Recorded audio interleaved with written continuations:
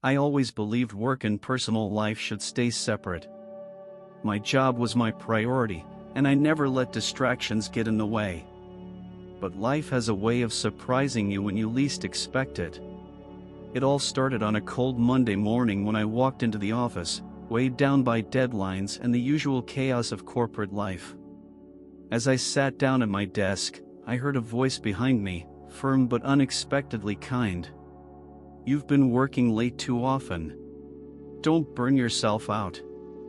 I turned around to see him. Mr. Lawson, my boss. He wasn't the type to have casual conversations. He was respected, professional, and had an authority about him that made everyone tread carefully around him. But today, his voice sounded different. Concerned. I gave him a polite smile, just trying to keep up with my work. He studied me for a moment, then nodded. Dedication is good, but balance is better. With that, he walked away, leaving me feeling unexpectedly unsettled. Days went by, but his words stuck with me. I had always thought of him as distant, someone who was too focused on work to notice his employees beyond their tasks. But that one comment showed me he saw more than I realized. Then came the day that changed everything. It was another late evening at the office, and most of the employees had left. The usual buzz of conversation had faded. I was buried in reports when I sensed someone approaching. Looking up, I saw him standing at my desk. "You need a break," he said, his voice softer than usual. "I'll be done soon," I replied, expecting him to walk away. But he didn't. Instead, he pulled out a chair and sat down across from me. For a moment, there was an awkward silence between us. Then he spoke again. "Why do you push yourself so hard?" He hesitated, and I realized no one had ever asked me that before. "I guess I want to prove myself," I said. He leaned back, studying me as if he saw something I didn't. "To whom?" His question caught me off guard. I opened my mouth but didn't know how to respond, because honestly, I didn't know the answer. "You already have," he continued. "But you don't see it, do you?" Something in his tone made a shiver run down my spine. It wasn't flattery. It was genuine belief. I had worked for him for years, but this was the first time I felt truly seen. I laughed, trying to lighten the moment. "Are you always this philosophical after hours?" A rare smile touched his lips. "Only when necessary." That moment lingered long after he left. His words, his presence, it all felt different. And for the first time, I found myself thinking about him in a way I never had before. A week had passed since that unexpected conversation, yet his words remained with me.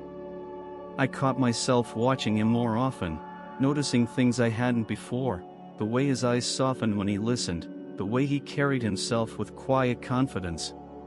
It was unsettling, yet I couldn't look away.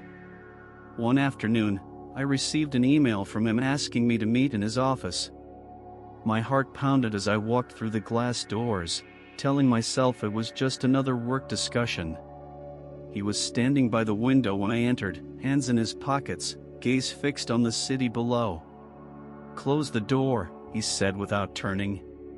His voice held something unreadable, something that made my pulse quicken. I did as he asked, suddenly hyper-aware of the quietness in the room. When he turned to face me, I noticed something different in his expression, not the usual authority, but something deeper. "I need to ask you something," he said, his tone steady but with an edge I couldn't place.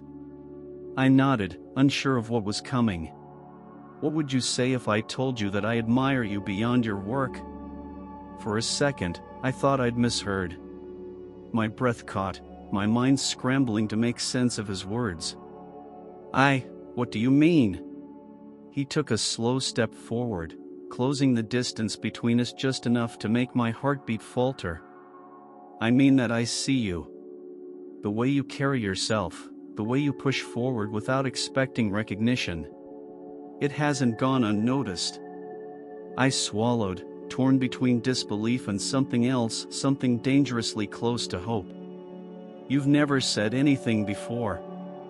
I shouldn't be saying it now, he admitted, a rueful smile playing at his lips. But some things refused to stay unsaid. I forced myself to breathe, trying to process the weight of his words. This was my boss, the man I'd worked under for years, the man I'd admired from a distance. And yet, here he was, speaking words I never expected to hear. This is unexpected, I finally managed. And unwelcome, he asked, studying me as if waiting for something. I hesitated, feeling the air shift between us. I don't know. He nodded slowly, as if he'd expected that answer. I won't pressure you. But I won't pretend anymore either. I felt the ground beneath me shift. The rules had changed.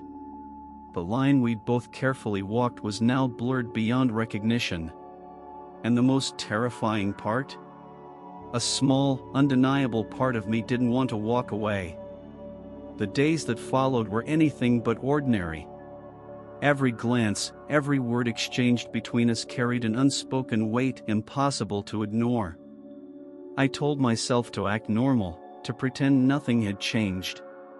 But the truth settled deep in my chest. Something had shifted, and there was no going back.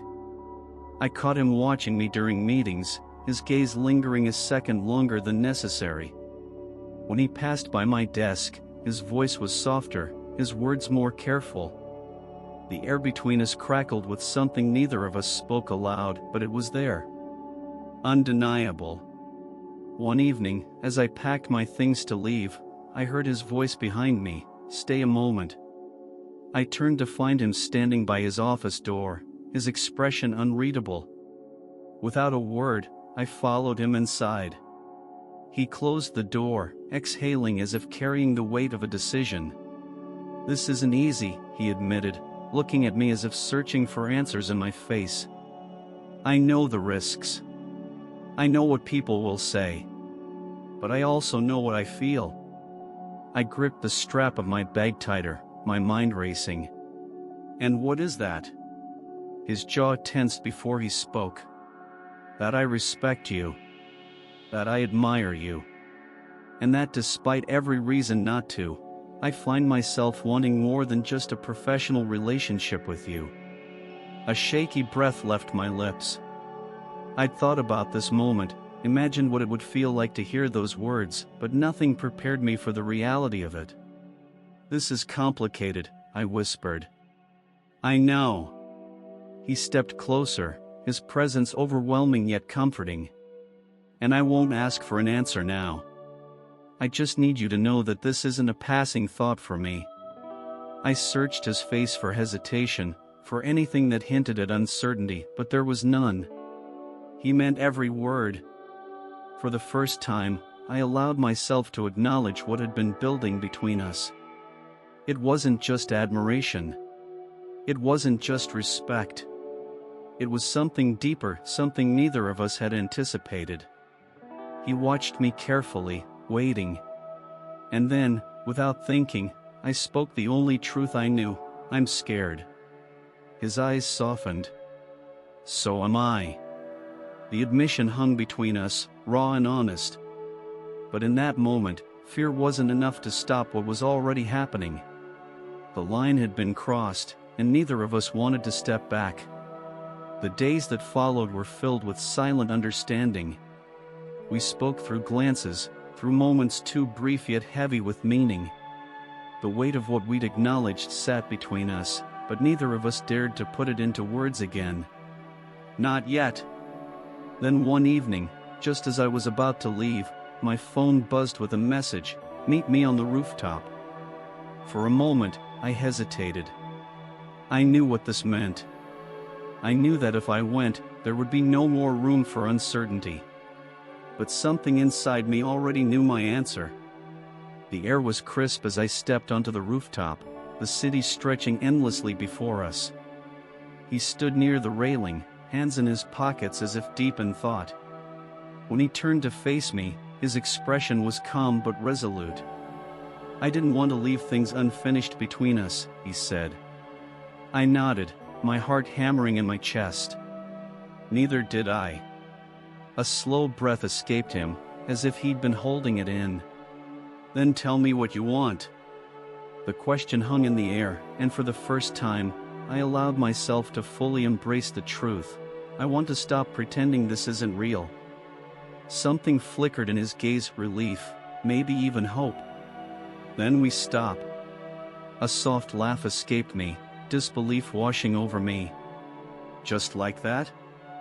He stepped closer, his voice steady. "Just like that?"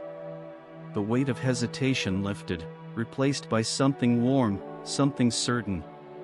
The world beyond us faded, and for once, nothing else mattered.